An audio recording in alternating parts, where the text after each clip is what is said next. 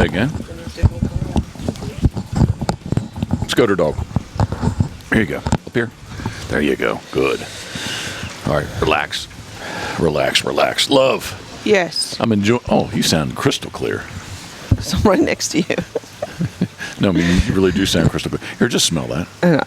What is that? I smelt it. Yeah, I smelt it. It smells good, doesn't it? Before you even put it under my nose.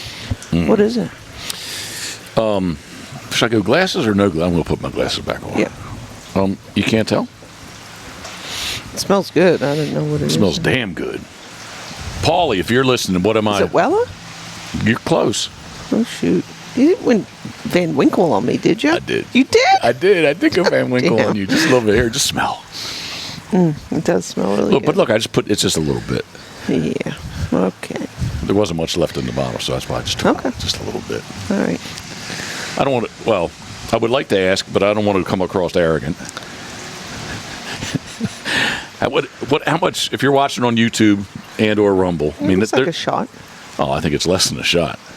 Well, what I wanted to say was, how many dollars do you think are in this glass? It's like $50 right there. Enjoy. Ooh. So that's why I'm just, all right, take it easy. See, that's why she needed to be inside. Yeah, the hummingbird, I thought, got her. I'm enjoying my glass that Molly got me for my birthday. So yeah, that was sweet. Molly, your daughter. Yeah, Molly, my daughter. You want to hit your tongue? Yeah, because you stuck it under my nose. I'm going to just do it Fred West. Don't do Fred West. Now I'm going to have to go put a little bit more in. Is it good or what? It really is good. It's really good. Do we have a problem? You do. I know that. Love, you're the one. I haven't even I just wanted the aroma. You already drank it. Because you offered me. Jesus. Oh my goodness. This is the morning edition of the Pitboss Podcast, brought to you by our very good friends at Molly's Place Sporting Goods. MYMOLLYS.com, where you can fuel your adventure. Up next, Gunner Kennels. Gunner.com is what outfits the Pitboss T350. Man's best kennel, Gunner.com. Up next is Crabs to Go, crabstogo.com. Easily found on Route 50 and Routes 589, just outside Ocean City, Maryland. In Berlin, Maryland. Up next, which love you used over the weekend when I was not here, but the Duck Blind Bistro, duckblindbistro.com. It is the ultimate outdoor oven. I think there's our next friend.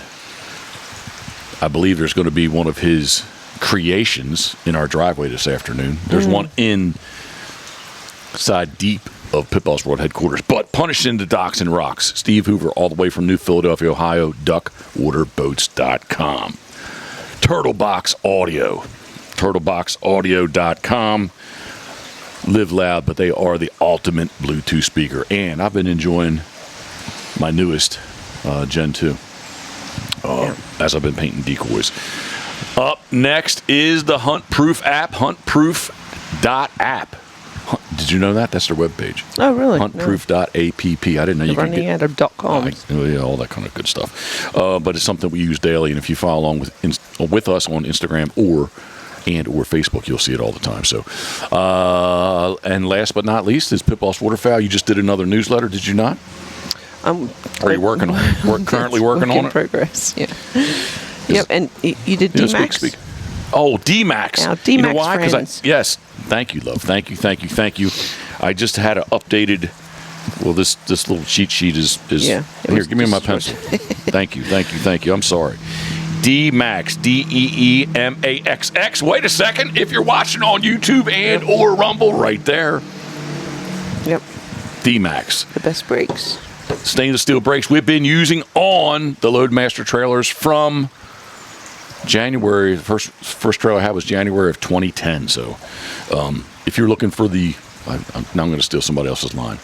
They've got to be the ultimate stainless steel disc brakes. Everything's ultimate, right? Well, give me another word. No. How about this? The for best. You, like the ultimate whistle. The best. They are the best stainless steel especially brakes. For salt water. 100%. Which our boats are always. Yeah, I don't know they've been in freshwater. If you want to call it Chesapeake, I wouldn't call it Chesapeake Bay freshwater. Anyway, DMAX, DEEMAXX.com. Check them out. We love their disc brakes. Now, thank you for reminding me of that. Now, lastly but not least is Pitboss Waterfowl, which you just have done another newsletter, correct? Well, I'm working on it, yeah. Okay, that's where we got mixed up. Yep. Or I got mixed up, excuse me. Yeah, kind of got to opening it, and then we got stuck on the booking calendar. It smells so good. Yeah, updating, make sure we have all our ducks in a row, everyone. Literally or figuratively? Figuratively. Figuratively. Well, it's a good thing, though, January 1st, that you did question me about that, so. Yeah. Yeah, but we do have an opening of 3 consecutive days. In November? November? Was it November? Yeah. Okay. November, 100%. All right, I'm just going to take it no, I'm just going to keep smelling it. Tastes pretty good. All right. It has been quite a while since we've sat down. We are in the outdoor studio today right here at Pitboss World Headquarters with a gentle rain, would you call nice it? Soaking rain. Yeah, no soaking rain. The Weather Channel says we're going to get 1 to 2 inches. Fred Perini already texted me. He's south. Well, he's definitely west of us, if not a little bit south. And he says that they've gotten it pretty good this morning, and I guess it's going to head our way. Would be here around noonish, I think. I don't even know what time it is because I don't have my phone on me anymore. That is rolling, right? I think so. No, I got to check. It is. I clicked it. If only Scoter could just, we could say, Scoter, is the red light on? She challenged it, but not that challenge. So yes. All right, good thing, love. 7 minutes in. All right, good thing. All right, so 7 minutes in, I'm just going to get a little bit on my tongue.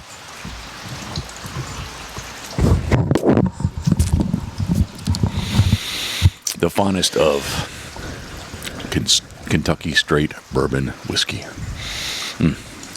All right. It's been quite a while since we've sat down and done this. To say we're busy, that's a bad excuse, but we have been very busy. We've been busy failing AKC Master Hunt Test, and we failed another one. Yeah. It was 2 weekends ago, actually. And I guess all I'll say about it is it just showed, so it's a test, and it showed a hole in my training. The deficits, yep. Yeah. So just the long and short of it, just real quick. It is first series is a land triple. It's a walk up. I really went there with best intentions, but I really went there with the best non-anxiousness that I could.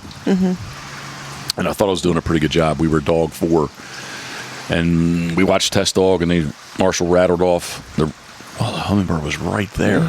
Right there. It's a red dot on the camera. Oh my. You think? Yeah. I'm telling you, we are going to hang a feeder right here. The Marshall started rattling off numbers, and we were going to run like dog 7.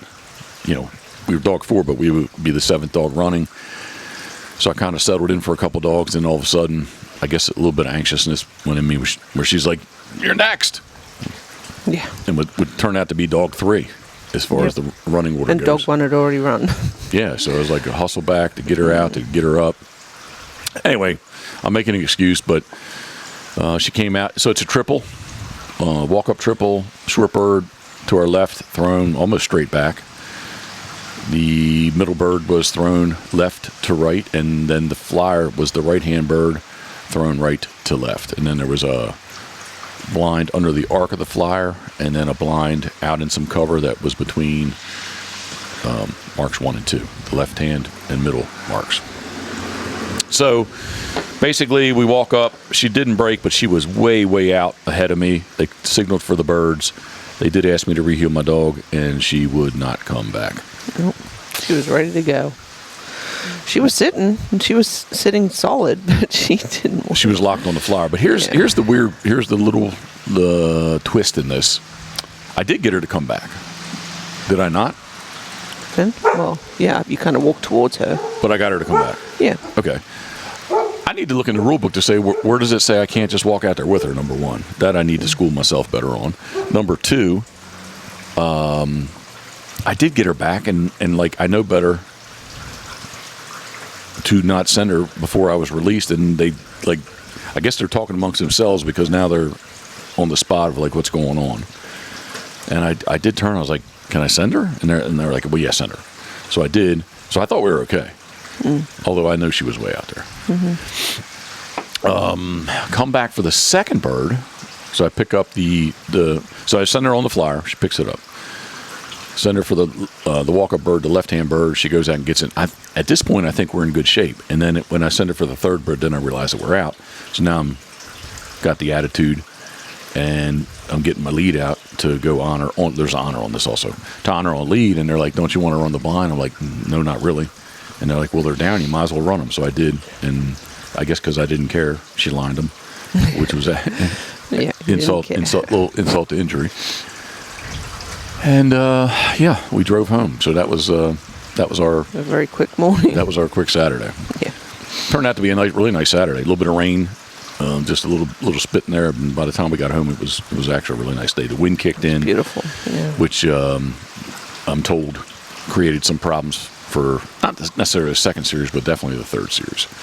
So anyway, just highlighted, exaggerated.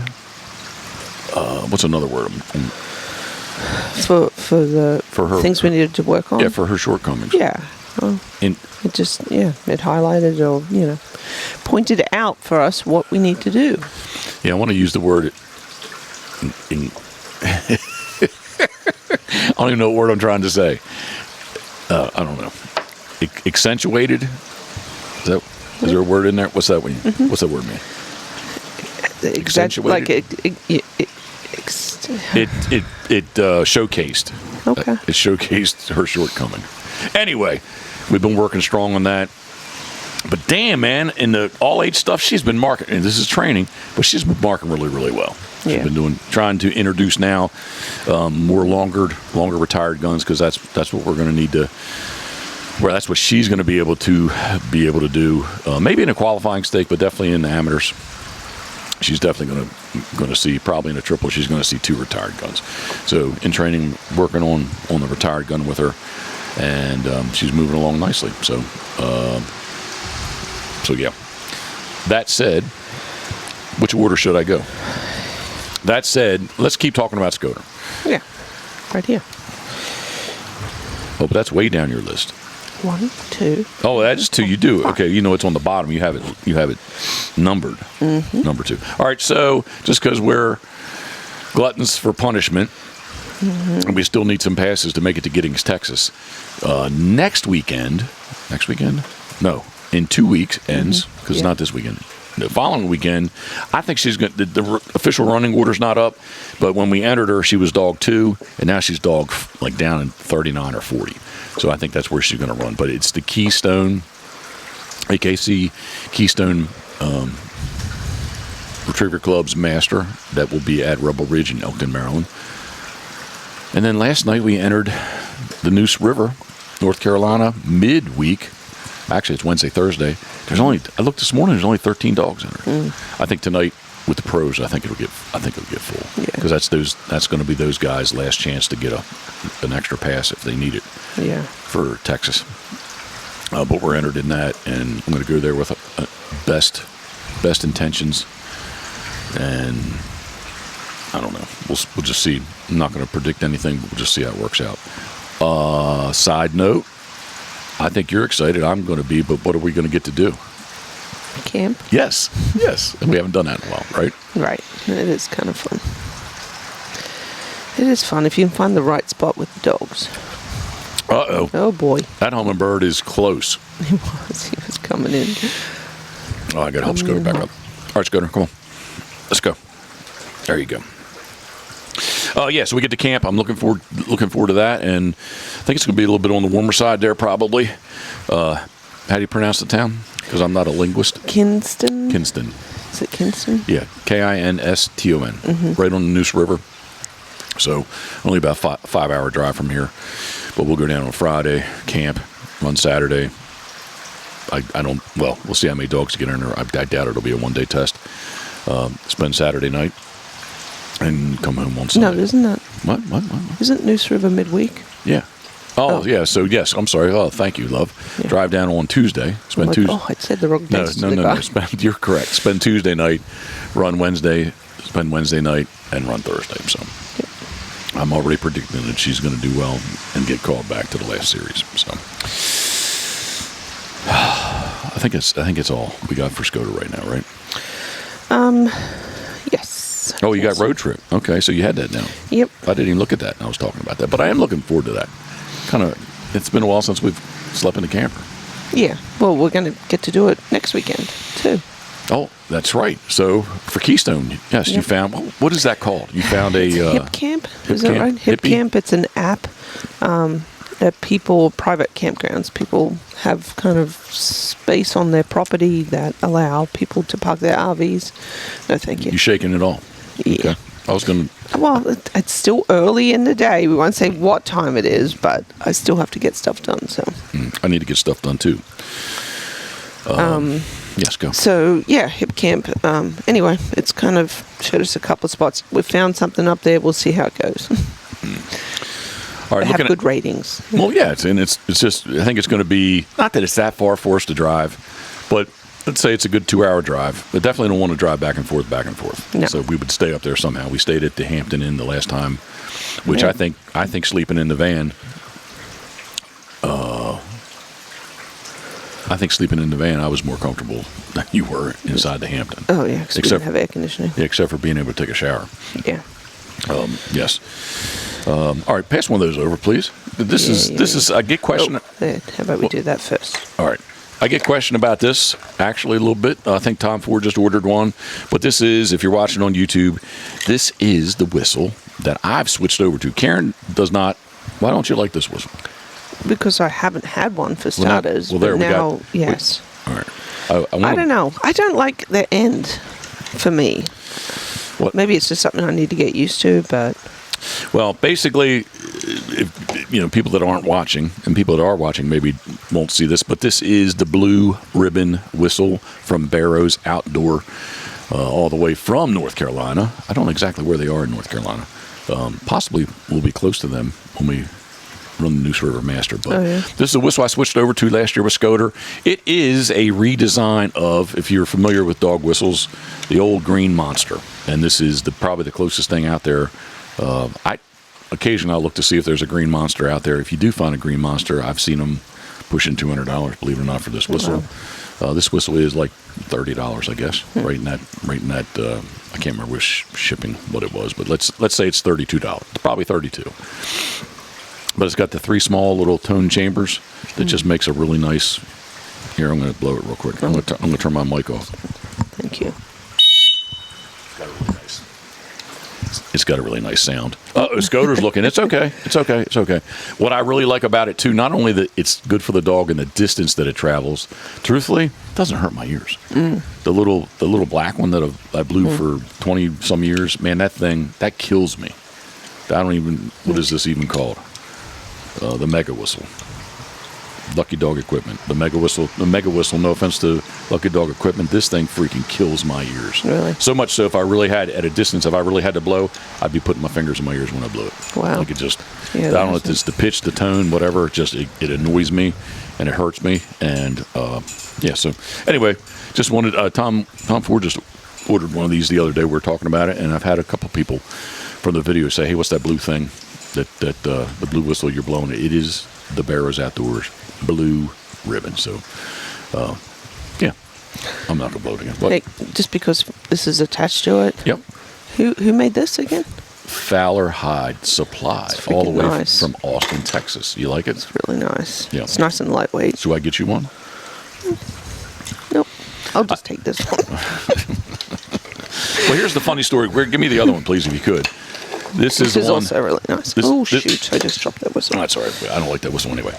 This is the original one that I bought in the T350. I don't know if you're watching on. Jammed in the door. Yeah, if you're watching on YouTube or Rumble. And actually, it has a little crack on the bottom here. But you're like I actually kind of panicked because it got I thought it got smashed. Yeah, me too. And then you were like on me, like, you should buy another one. Just have an extra. Yeah, but anyway, the pitch is the same on. I haven't opened up the other ones, but I got a couple of them just to make sure. And again, I think you should switch over. But if you don't want to, that's fine. Because honestly, when I'm running, even with so if you're going to run rye, this is the whistle I use, and you're using the other whistle. I don't think it makes for her to switch over to this whistle. I don't think it's going to be a big deal.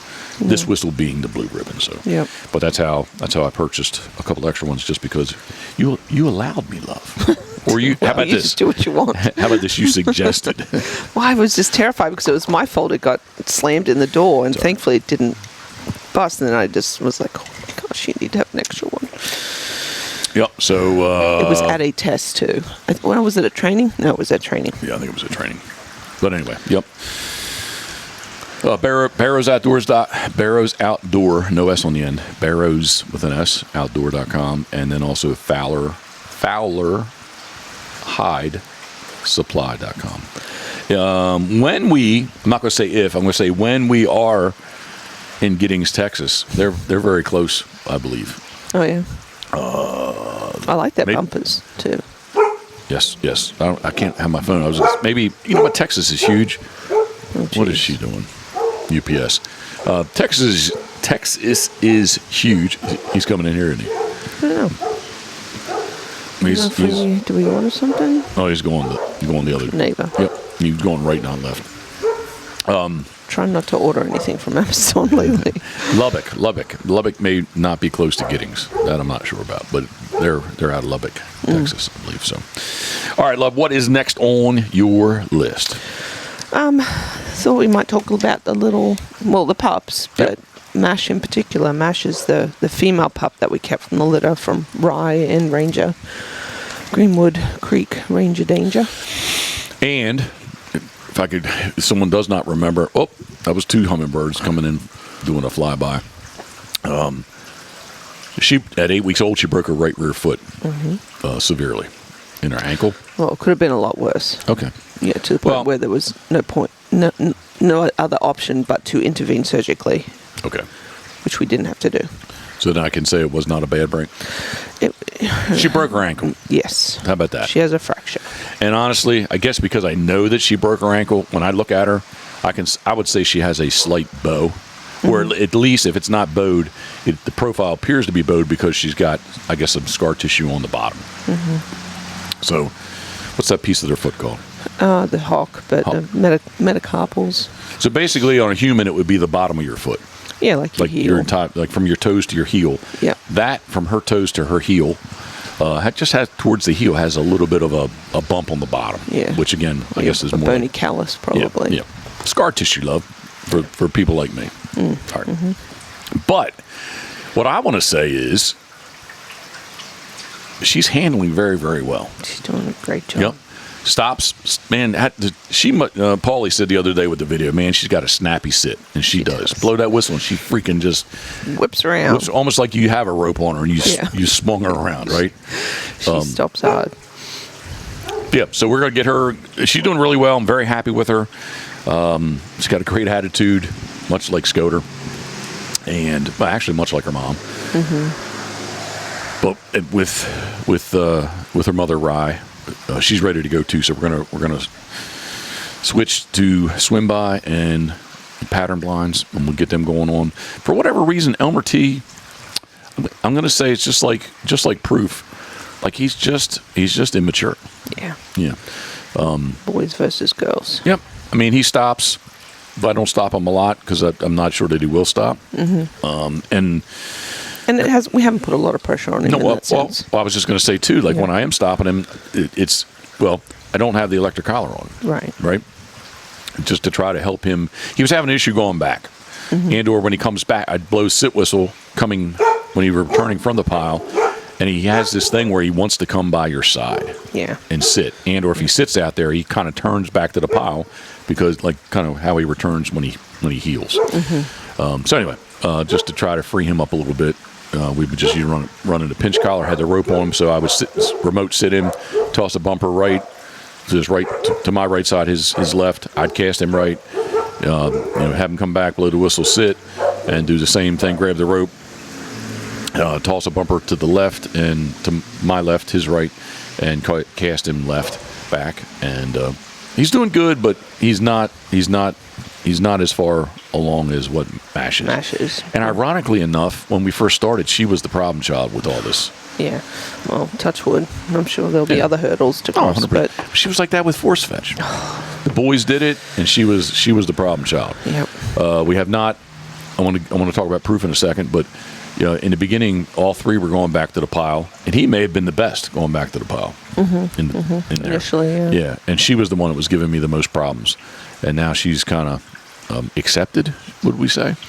Yeah, just all the puzzle pieces for her kind of aligned, and she's kind of just caught on to what's going on. That Pappy's good. Yeah, so I'm very pleased with her. I'm just want to get her moving on. Coming up June 12th and 13th, it's a possibility of running her in her first Derby. We're going to wait to the end to enter her on that. We'll just wait and see what. I think it may be a club donation. A club donation in the sense of, I don't want to say that she's not worthy, but I think not ready. But no, she's not ready. But it would be nice, a little bit of a barometer to enter her and just see where we're at with her. Yep. Put her in a test scenario. Yes. So the club donation I would be happy if she would just sit still for 4 series. And if she finished, that would be great. If she got a jam, I'd be elated. But if she didn't make it. If she didn't make it out of the first series, I don't know that I would necessarily that it would surprise me. Sure. So if I'll rewind. And I think you already said it, but if we would enter in that, it's just to see where she's at. Yeah. So probably we are going to make a club donation there, and so it's 2 clubs. They do a double derby, a double qualifying stake. So the one run on Friday runs a qualifying stake. The other club has the derby. So if Scoter's going to get in the qualifying stake, she will be in the Friday qualifying stake regardless. And it looks like right now it's really the same dogs in Friday and Saturday, but I don't think we need to run her in both. No, we've learned that doubles or back-to-backs are not her jam. Yeah. Well, it would be. So qualifying stake's going to be a land series, a land blind, a water blind, and a water series. So instead of, if you want to call it 4 series, sometimes they'll run the land blind with the marks. But yeah, the hunt test is definitely 3 separate series as far as marks go. And speaking of Mark, as he pulls in his driveway, we're quite possibly will enter her in that qualifying stake and see where she's at. So if the first date, and we want to talk about first date anyway, what I just did over the past weekend, but this coming weekend is their field trial where they're just going to have an open stake on Thursday, Friday, and then Saturday, Sunday is the amateur.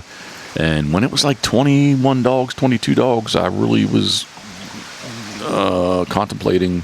Was I? I was pretty serious. Yeah. Did you think I was serious? Yeah. That's what I want to ask. Did you think I was serious about entering? Scoter, right? Yeah. Yeah, of course. Yeah. And definitely that would be just to kind of see where she's at. But if it was 20 some dogs. Yeah, but it was then we kind of decided to keep our focus on getting her past her master test and putting time and money, resources, whatever, into achieving that goal first. Some would say that I'm scattered, or really?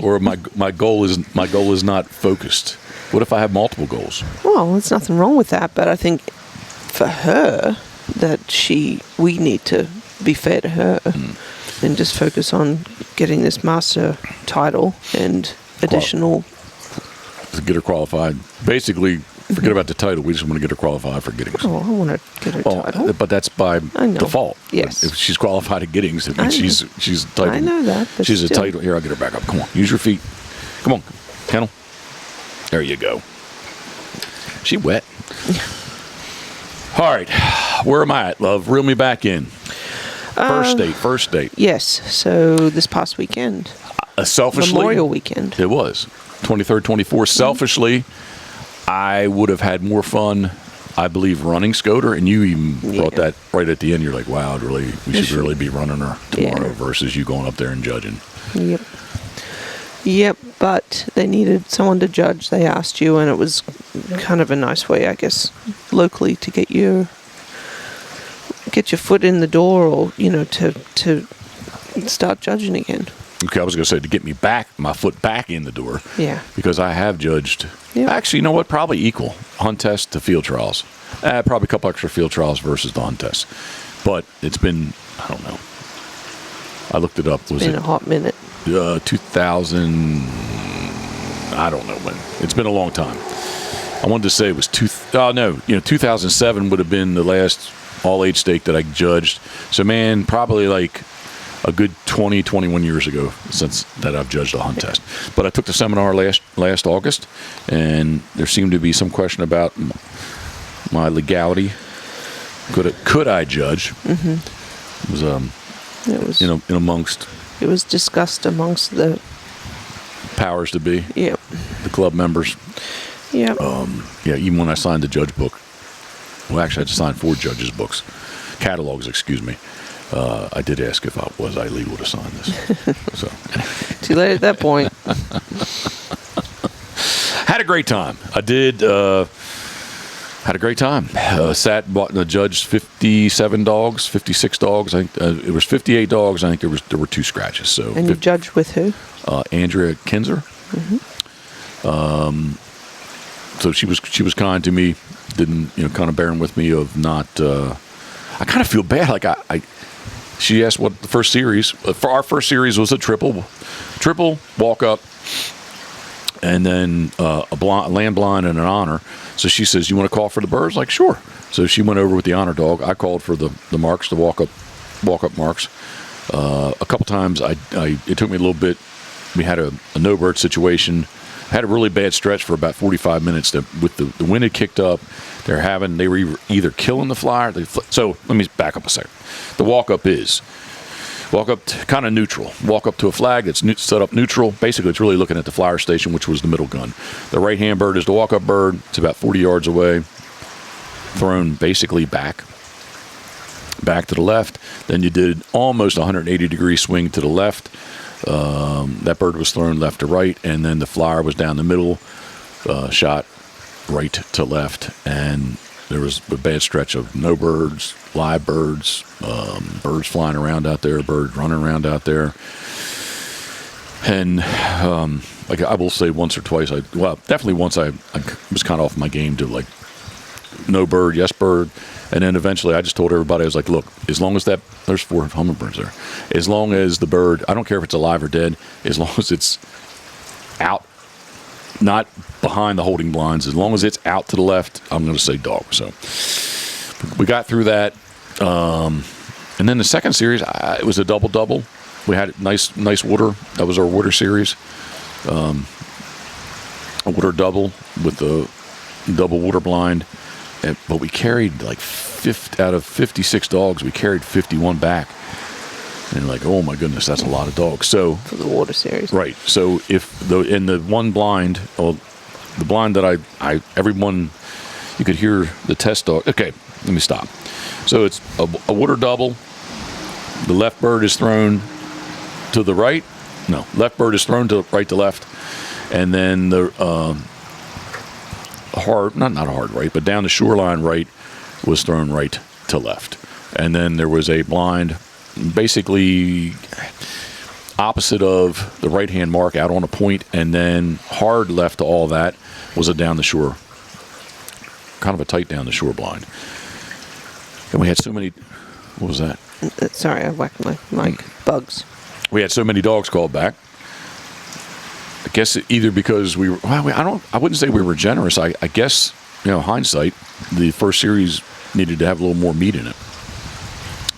And I guess I was critiqued by a couple people, the blind placement, if it was under the flyer, under the arc of the flyer. Everybody has their opinion. Anyway, the first series was the first series. So I'll move on from that.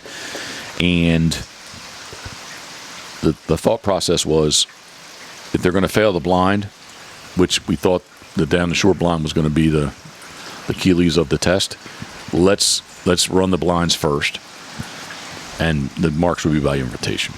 So we did thin out from 51 dogs. We got them down to 37 in that series, and that series was Saturday afternoon into Sunday morning, and then there was nothing special about that. It was just walk up, you got your diversion shot while you're in the holding blind, come up, run your blinds, and if you did a nice job on the blinds or a passing job on the blinds, you got to run the marks. I think there was only one fella that failed the marks, and he talked to his dog. Well, the marks went off, and he did it in the first series, which I politely warned him on the first series. In the second series, he's the only one that got dropped on the marks, and we just dropped him because he talked to his dog again while the marks went off. So kind of handler error there because his dog did a nice job, actually. And then the last series was just and the joke is, well, it's just a triple, but it was just a land-water triple. Left-hand bird, a little ditch to run across. It was thrown to the right. The middle bird was just a nice straight out. It was blowing pretty good now again with the wind like it was on Saturday.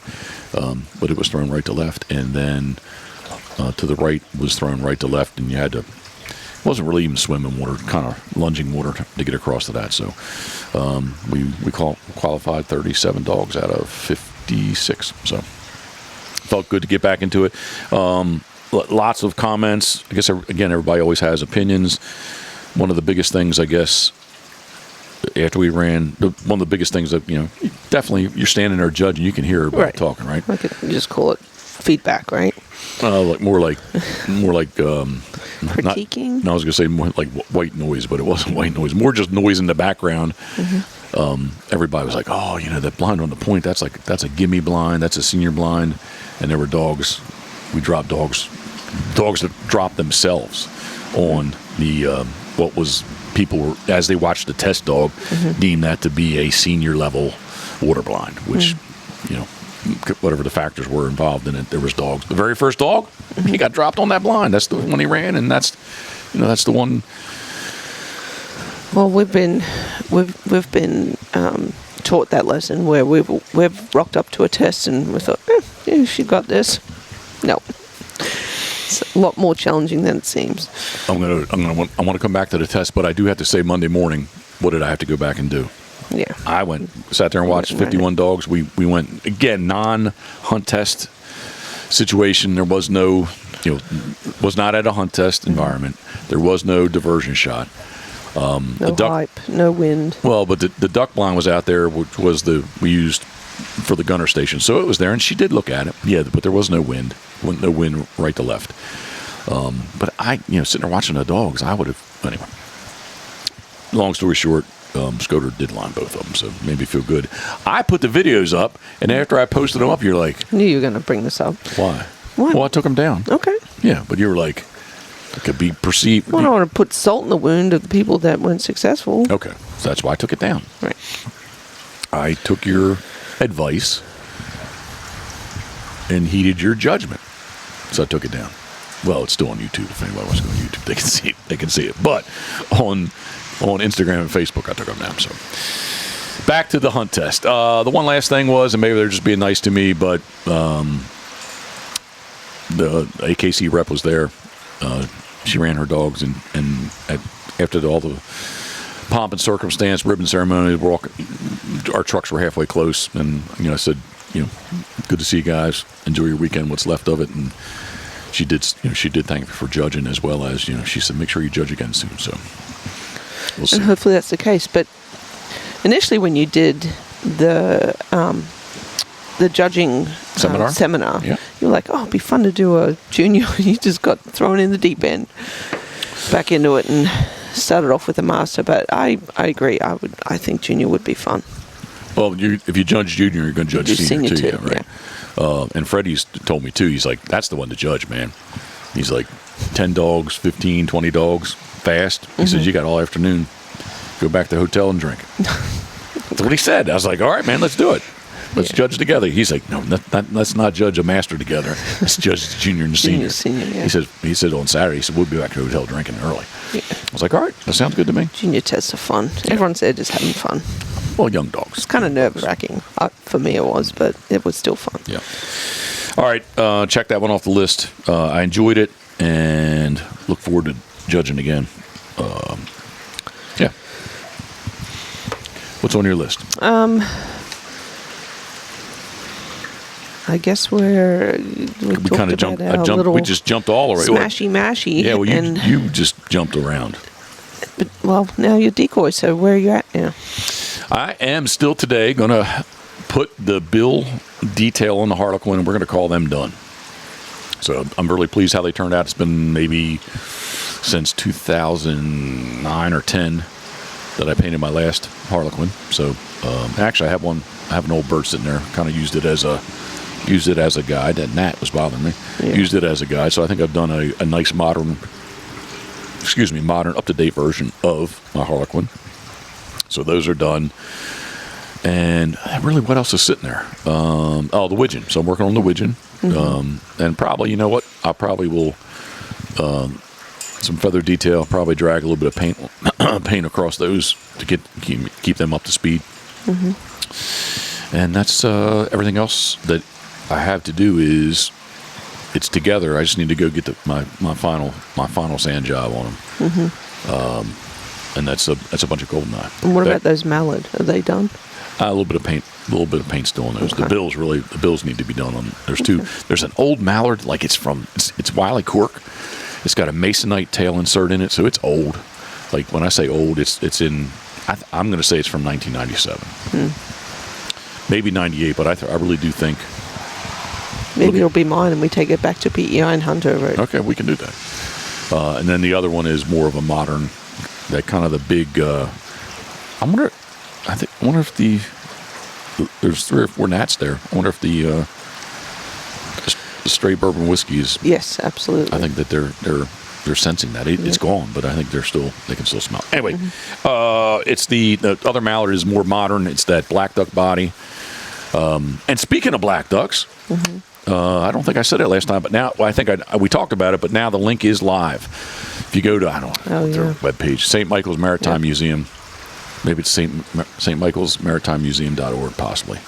I don't have St. Michael's, Maryland, on the Eastern Shore. Yeah, on the Miles River. The decoy class is up, so you're going to have the opportunity, or anyone who enters will have the opportunity to choose from a black duck, a green-winged teal, or a canvasback. So, and you are the you're the instructor. I guess we're going to say I am the instructor. Yes. Yep. That'll be August. And how many spots are there? I think he wanted a maximum of 15. I think it was. Okay. Well, you better get in. How much is it again? $450. $450. Yes. $452, and it's a 3-day. It's going to be a Friday evening and then Saturday and a Sunday. It's August 8, 9, and 10. So I was talking to Freddie last night. He acts like he. You'd be interested. Yeah, acts like he was going to. Freddie West or Freddie Perini. Yeah. Yep. Yeah, very cool. I think it'll be fun. Yeah. And hopefully, eventually, we can do the same thing here at PBHQ. We will. The ones here, I almost thought I envisioned it being more of, not necessarily. I don't know.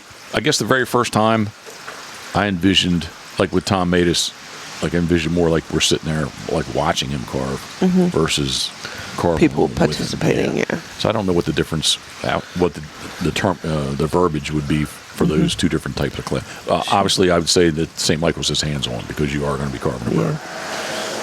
That's cool. My thought process is basically have everything cut out for the person to start carving, but at the same time, I would sit there and like basically show them how the parts and pieces that I'm handing them, how did we get there? So maybe even just that on Friday night, kind of go through, laying out the bodies on the cork sheet, laying out the heads on the cedar, the tails, the baseboards, all that sort of thing. So cool. Yeah, we're gonna get busy and type up some stuff too.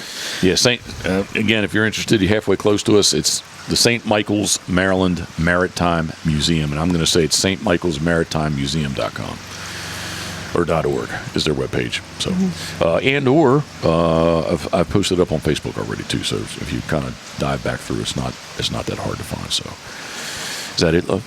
I think that's it for now. All right. Well, We may have a guest on our next podcast, right? We are. That's cool. We need more guests. I keep telling Jeff we need to find some guests for our podcast. So we're gonna try and line some up here hopefully soon. Well, I don't want to jinx us, but it's going to happen right here this afternoon, later on today. So this one in person. I think we will run 2 cameras for that. Okay. All right. This has been, if you're still listening, we appreciate it. Thank you very much. Thinking of you, we are. And it is the Pitboss Podcast, brought to you by very good friends at Molly's Place Sporting Goods. So thanks for listening.